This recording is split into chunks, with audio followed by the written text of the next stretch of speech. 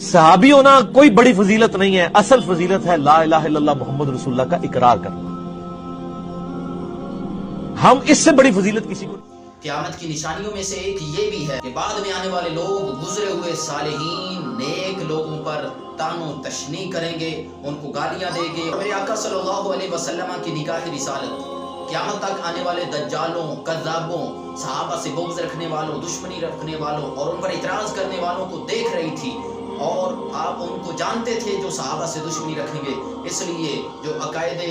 حق رکھنے والے اہل سنت تھے ان کو میرے آقا کریم علیہ السلام نے ایک فرض منصبی سونپا، ایک ڈیوٹی لگائی۔ وہ ڈیوٹی کیا ہے؟ وہ ترمذی شریف کے اندر حدیث پاک موجود ہے۔ میرے آقا نے ارشاد فرمایا اذا رأیتم الذین یسبون اصحابی، فرمایا اے میرے صحابہ سے محبت رکھنے والے لوگوں، جب تمہیں وہ لوگ نظر آئیں، وہ لوگ تمہیں دکھائی دیں جو میرے صحابہ کو سب و شتم کریں اور میرے صحابہ سے بغض رکھنے والے ہوں اور ان پر طعن و تشنیع کرنے والے ہوں، فرمایا جب تم انہیں کو دیکھو فقولو، تو فرمایا میری طرف سے تمہاری ایک ڈیوٹی ہے، فقولو تم نے ان کو دیکھ کے یہ کہنا ہے لعنت اللہ علی شرکم، تمہارے شر کے اوپر اللہ کی لعنت ہو۔ اب یہ مرزا جہلمی بھی یہ صحابہ کرام کی عظمت اور قدر و منزلت کو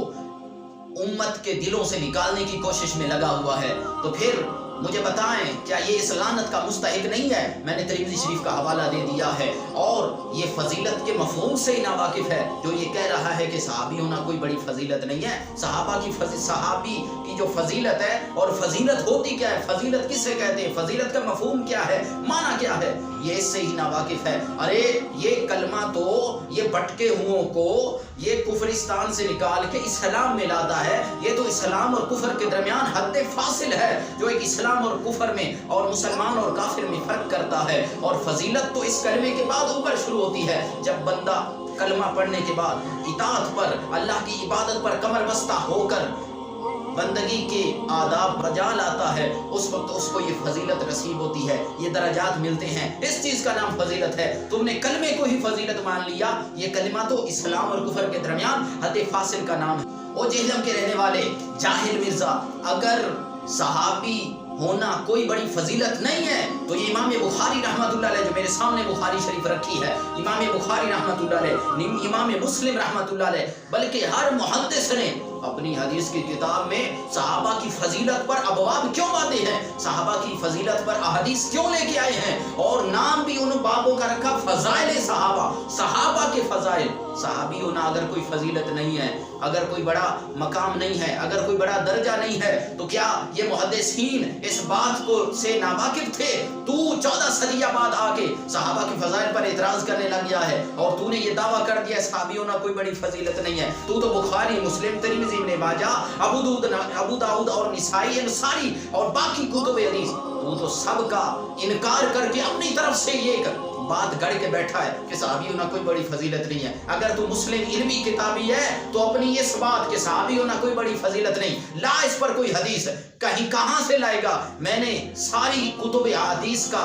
تجھے چیلنج کر دیا ہے، کسی کتاب سے دکھا جس میں یہ لکھا ہو کہ صحابی ہونا کوئی بڑی فضیلت نہیں ہے۔ سارے محدثین نے صحابہ کی فضیلت بیان کر کے برکت حاصل کی ہے، اللہ کے ہاں انہوں نے درجہ پایا ہے، اجر کے مستحق ہوئے ہیں۔ تو یہ بات کر کے صحابہ کا گستاخ قرار پایا ہے، رافضی قرار پایا ہے۔ تو صحابہ کے عظمتوں اور مرتبوں اور درجات کو اس امت کے دلوں سے نکالنا چاہتا ہے، جو ہمارے دل و ایمان کے اتقان کے، قرآن کے، دین کے محسن ہیں۔ تیرا یہ داؤ انشاءاللہ نہیں چلنے دیں گے ہم صحابہ کرام کی عاشق۔ وہ اپنے آپ کو بڑا عالم سمجھتا ہے، مسلم علمی کتابی کہتا ہے، تو نے کہا صحابی ہونا کوئی بڑی فضیلت نہیں، لا اس پر کوئی دلیل، کوئی ثبوت۔ الحمدللہ یہ علماء کا خادم اب تیرے سامنے وہ حدیث لانے والا ہے جن میں روزے روشن کی طرح واضح ہو جائے گا کہ صحابی ہونا کتنی بڑی فضیلت ہے۔ پہلی حدیث ہے، اگر صحابی ہونا کوئی بڑی فضیلت نہیں ہے تو بخاری شریف اور نیچے مسلم شریف رکھی ہے، اس میں متفق علیہ حدیث پاک ہے، میں حوالہ دے سکتا ہوں، متفق علیہ حدیث پاک ہے۔ میرے آقا نے فرمایا آیت الایمانی حب الانصار و آیت النفاقی بغض الانصار، میرے آقا نے فرمایا مدینے کے رہنے والے جو انصار صحابہ ہیں ان سے محبت کرنا یہ ایمان کی علامت ہے، ایمان کی نشانی ہے۔ و آیت النفاقی بغض الانصار، اور ان انصار صحابہ سے بغض رکھنا، دشمنی رکھنا، یہ منافقت کی علامت۔ اگر صحابی ہونا اتنی بڑی فضیلت نہیں ہے، کوئی فضیلت نہیں ہے، تو پھر بخاری شریف اور مسلم شریف کے اندر متفق علیہ حدیث پاک ہے، رحمت دو عالم صلی اللہ علیہ وسلم آپ نے یہ کیوں ارشاد فرمایا، وَلَوْ أَنَّ أَحَدَكُمْ أَنفَقَ مِثْلَ أُحُدٍ ذَهَبًا مَا بَلَغَ مُدَّ أَحَدِهِمْ وَلَا نَصِيفَهُ، اگر تم میں سے کوئی احد پہاڑ جتنا سونا بھی اللہ کی راہ میں خرچ کر دے، میرے کسی صحابی کے سوا سر جو یا گندم اور اس کے نصف اور آدھے تک بھی نہیں پہنچ سکتا۔ اگر صحابی ہونا اتنی بڑی فضیلت نہیں ہے تو امام رضی رحمۃ اللہ علیہ آپ نے اپنی کتاب کے اندر یہ حدیث کیوں لکھی؟ میرے آقا نے فرمایا اصحابی کالنجوم، میرے صحابہ ستاروں کی مانند ہیں، فَبِأَيِّهِمْ اقْتَدَيْتُمْ اهْتَدَيْتُمْ، فرمایا ان میں سے کسی صحابی میرے کی تم اطاعت اور پیروی کر لو، اهْتَدَيْتُمْ، تم ہدایت پائے جاؤ گے۔ اگر صحابی ہونا اتنی بڑی فضیلت نہیں ہے تو مسند امام احمد بن حنبل کے اندر امام احمد بن حنبل رضی اللہ تعالیٰ عنہ آپ نے حدیث پاک کیوں نقل کی؟ میرے آقا نے ارشاد فرمایا طوبیٰ لمن رآنی،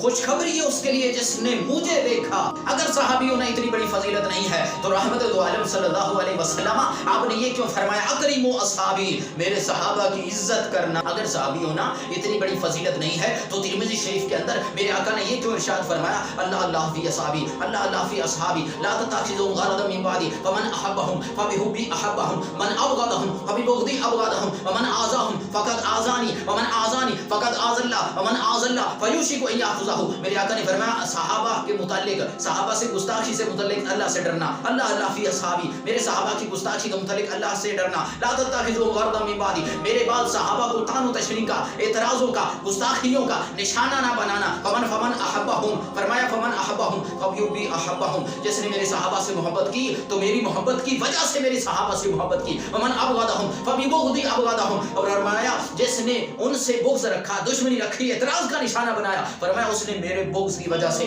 میرے ساتھ دشمنی کی وجہ سے ان سے دشمنی رکھی ہے۔ فرمایا ومن آذاہم فقد آذانی، جس نے انہیں تکلیف دی اس نے مجھے تکلیف، ومن آذانی فقد آذى اللہ، اور جس نے مجھے تکلیف دی اس نے اللہ کو تکلیف دی۔ ومن آذى اللہ یوشک ان یاخذہ، اور جس نے اللہ کو تکلیف دی اللہ تعالیٰ ان قریب اس کو پکڑے گا، ان قریب اللہ تعالیٰ کی وہ گرفت اور عذاب میں آئے گا۔ اے مرزا تو حضور کے صحابہ پر اکثر اعتراض کرتا ہے اور اعتراضوں کا نشانہ بناتا ہے، ان قریب تو اللہ کی پکڑ میں آنے والا ہے، اور آج بھی توبہ کر لے، مرنے سے پہلے توبہ کر لے۔ اگر صحابی ہونا اتنی بڑی فضیلت نہیں ہے تو شرح السنہ کے اندر یہ حدیث پاک امام الانبیاء علیہ السلام نے ارشاد فرمایا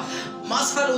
اصحابی فی امتی کالملح فی الطعام لا یصلح الطعام الا بالملح، فرمایا کہ میرے صحابہ کی مثال میری امت کے اندر ایسے ہے جیسے سالن کے اندر نمک ہوتا ہے۔ فرمایا لا یصلح الطعام الا بالملح، فرمایا سالن جو ہے اس کا ذائقہ، اس کا ٹیسٹ اور اس کا مزیدار ہونا وہ نمک کی وجہ سے ہے۔ نمک نہ ہو تو جتنے مثالیں ڈال لیں آپ کا صرف سالن ہے وہ بے ذائقہ ہے، اس کے اندر کوئی ٹیسٹ نہیں ہے۔ تو فرمایا میرے صحابہ بھی میری امت میں یہ نمک کی طرح ہیں۔ اگر صحابی ہونا کوئی بڑی فضیلت نہیں ہے تو ترمذی شریف کے اندر حدیث پاک ہے، میرے آقا نے ارشاد فرمایا لا تمس النار لا تمس النار مسلما رآنی، فرمایا اس شخص کو، مسلمان کو آگ چھوئے گی بھی نہیں، رآنی جس نے مجھے دیکھا، اور من رآنی اس کو بھی آگ نہیں چھوئے گی جس نے میرے کسی صحابی کو دیکھا۔ صحابی ہونا مرزا صاحب اتنی بڑی فضیلت ہے کہ صحابی کو دیکھنے والا جو ہے اس کو آگ چھونے کا تک کا نام نہیں لیتی، تو صحابی خود صحابی جو ہے جس نے حضور کو دیکھا ہے وہ کتنا بڑے مقام کا حامل ہے،